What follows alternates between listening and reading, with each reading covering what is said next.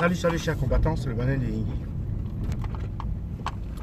Bonsoir et bienvenue une fois de plus dans ce numéro de l'éveil des consciences et, n'est-ce pas, de la révolution camerounaise. Aujourd'hui, je vais vous parler un peu du coronavirus, mais comment est-ce que les autres systèmes se sont adaptés à coronavirus. Moi, j'ai une boîte donc qui fait donc des produits cosmétiques. Mais j'ai remarqué ces derniers temps que,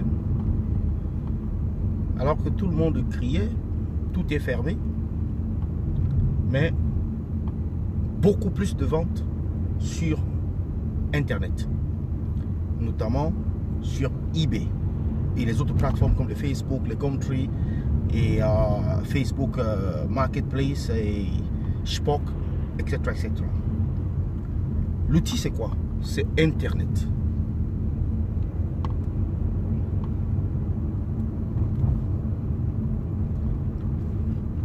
L'outil c'est Internet.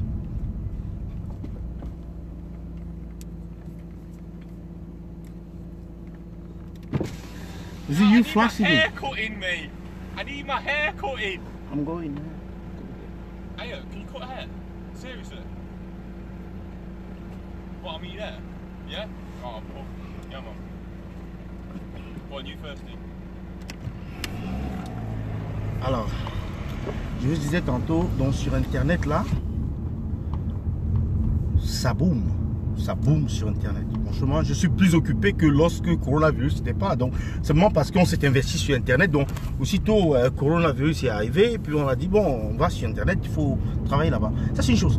Et j'ai également remarqué, les écoles ici, ça fonctionne comment?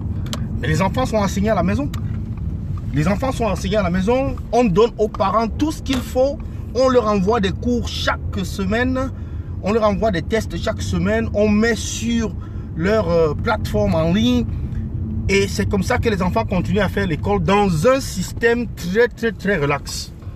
Très relax, mais effectif. Donc c'est comme ça que le système, la vie continue quoi. La vie continue. Tous les services sont en ligne. Et je peux vous garantir que les sardinats, même après avoir traversé ou survécu cette expérience de coronavirus, ils ne vont pas changer de comportement. Parce que ce sont les chefs de la corruption. Ils préfèrent le service tel qu'il est. Ils préfèrent la veste. C'est-à-dire que ils préfèrent, n'est-ce pas, la médiocrité dans laquelle ils sont plongés. Parce que c'est dans cette médiocrité que eux ils parviennent à se servir. Et donc ce n'est pas dans leur intérêt, par exemple, de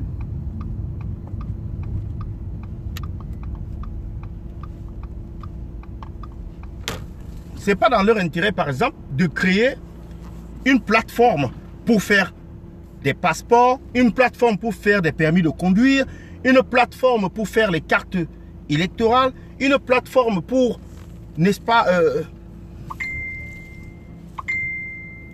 pour tous les autres services administratifs. Non, ce n'est pas dans leur intérêt. Donc, on est là, on est coincé maintenant parce que les gens sont toujours obligés d'aller dans les bureaux. En Occident, dans des pays développés, on n'est pas obligé de voir quelqu'un. Ça se passe au téléphone, ça se passe par correspondance, les lettres, ça se passe surtout par Internet. 70% Internet. Là maintenant, en Europe, on a coupé tout contact. Donc ça veut dire que tous les bureaux administratifs là, ils sont fermés. Ils sont fermés à cause de coronavirus, sauf les hôpitaux et tout autre bureau, tout autre service qui est vital. Et voilà. Voilà. Pour éviter la contagion. Ce matin, j'ai fait une vidéo où je vous ai montré par exemple les gens qui étaient alignés et qui attendaient devant une pharmacie. Et il y a la consigne sur la porte que la distance à observer, c'est de 2 mètres. Et toutes les personnes s'y accordent. Donc, c'est déjà installé dans le subconscient de tout le monde là, qu'il faut observer la distance. Tu vas à la poste, on observe la distance, 2 mètres. Tu vas à la banque, la distance. Donc, partout, c'est là. Ce matin, je vous ai parlé des 3 idiots de coronavirus.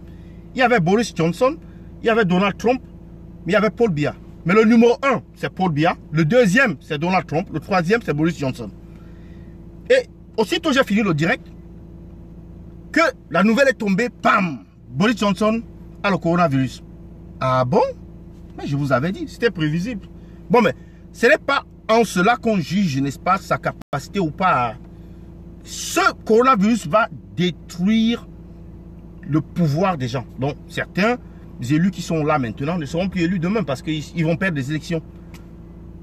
Selon la manière avec laquelle ils vont se comporter pendant, avant, pendant et après cette pandémie. Donc, et ces 3 leaders dont je vous ai parlé là, il y a certains qui vont, que la pandémie va, la crise va emmener, la crise sanitaire va les emmener, quoi, les entraîner. Donc, gardez un œil sur ces gens-là. Et M. Boris Johnson, il a été un peu laxiste. Il a été un peu laxiste. Et il est en train de se rattraper rapidement. Il a été un peu laxiste, mais il se rattrape tout lentement, tout doucement. Monsieur Donald Trump a été trop laxiste. Il a même, je pense que c'est lui qui a même entraîné Boris Johnson dans l'ONDEM. Parce que Boris Johnson semblait être influencé par ce que Donald Trump faisait et a été lent à imposer des mesures fortes. Même lorsque l'Europe criait dans ses oreilles, il disait mais le gars, il faut mettre un lockdown, il faut mettre un lockdown, il faut faire cela. Non, lui, il insistait, il dit non, tout va bien. Maintenant, le champion de la médiocrité, Bivendor 38, Covid 38, c'est le champion de la médiocrité. Quand la pandémie commence, on dit qu'il faut fermer les frontières. On dit qu'il faut imposer, n'est-ce pas, un confinement personnel, une quarantaine à tous les passagers qui viennent. Il dit, on le dit, eux, ils entendent ici, ça sort de l'autre côté. Et quand bien même ils décident de le faire, le confinement, c'est pour certains, mais ce n'est pas pour tous. Selon qu'on a le pouvoir ou selon qu'on ait du pouvoir, alors on ne se fait pas traîner dans la boue. On refuse tout confinement, c'est tout. C'est simple. Parce qu'on a le pouvoir, c'est nous le pouvoir. Et voilà là où ça nous a entraînés. Yaoundé, je vous ai dit ça l'autre jour, Yaoundé doit là, ça sera le Mami Wata, ça sera la catastrophe, ça sera l'hécatombe. Ça commence, ça vient là. Ça vient. Vous allez commencer à compter les morts par dizaines, par centaines. Oui, dizaines, centaines, très bientôt. Et là, les sardinats ne pourront même pas cacher. Ils ne pourront plus rien cacher. Ça sera, ça va. Quand quelque chose te dépasse, ça te dépasse. Tu restes pas comme ça, tu regardes. Puisque Boris Johnson pourrait aussi cacher qu'il n'a pas le coronavirus, non? Hein, cher Camerounais sardinat? Pourquoi est-ce que vous pensez que Boris Johnson n'a pas caché? Pourquoi est-ce que vous pensez que Justin Trudeau du Canada n'a pas caché? Pourquoi est-ce que vous pensez que Angela Merkel n'a pas caché? Pourquoi est-ce que vous pensez que comment on l'appelle encore là? Le premier ministre, je ne sais pas si c'est suédois ou c'est quoi là, qui n'a pas caché. Pourquoi est-ce qu'ils ne cachent pas eux aussi? Mais vous êtes des cancres. Quand les Anglais voient que Boris Johnson lui-même il a attrapé le Covid-19, le virus, mais ça les amène à prendre cela au sérieux. Ça les amène à avoir peur. Lorsqu'on leur donne des consignes, ils suivent. Mais chez vous, ça attrape, vous cachez. Ça tue, vous cachez. On hospitalise, vous cachez. Il manque les médicaments, vous cachez. Il manque les remèdes, vous cachez. Vous dites que non, vous êtes fait un prêt, vous êtes très préparé. Vous avez tout l'équipement qu'il faut dans vos hôpitaux de référence, mais la référence dans votre tête sont fin prêts. Non, vos mouroirs sont prêts à accueillir les morts. C'est ce qu'il fallait dire. Vos mouroirs sont prêts à accueillir les morts. Le mouroir est toujours prêt, quoi. Comment est-ce qu'il va refuser les morts? Donc c'est tout ce que j'avais pour vous ce matin, pour vous dire que l'hécatombe arrive au Cameroun. Je ne fais que vous avertir et vous dire que le Cameroun aura la palme d'or. Depuis que vous avez entendu parler dans notre pays, vous avez entendu parler dans notre pays, je peux vous montrer une vidéo là. En Afrique du Sud, c'est la police qui tabasse les gens qui ne respectent pas les consignes qui ont été données. En Afrique du Sud. Voilà. Ça, c'est en Afrique du Sud. Ça, c'est en Afrique du Sud. On a dit lockdown. Ça, c'est la police qui tabasse les gens là.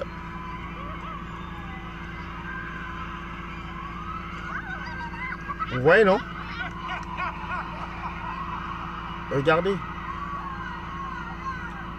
C'est des voitures de police qui sont arrivées là, qui tabassent les gens. C'est du sérieux. On ne blague pas.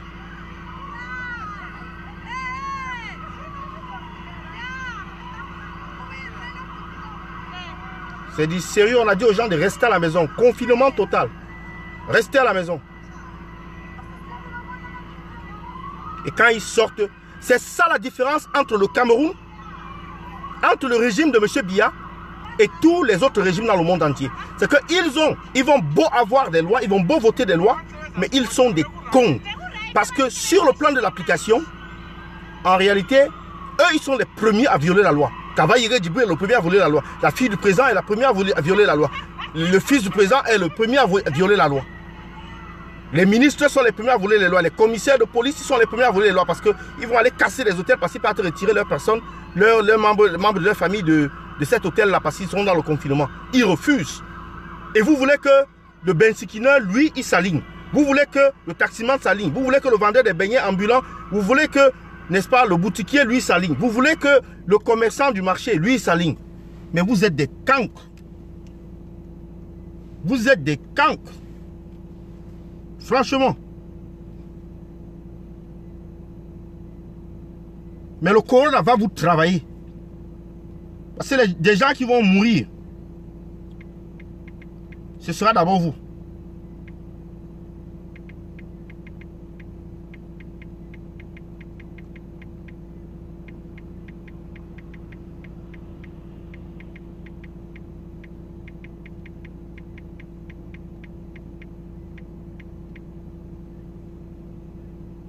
On dit restez chez vous. Restez chez vous.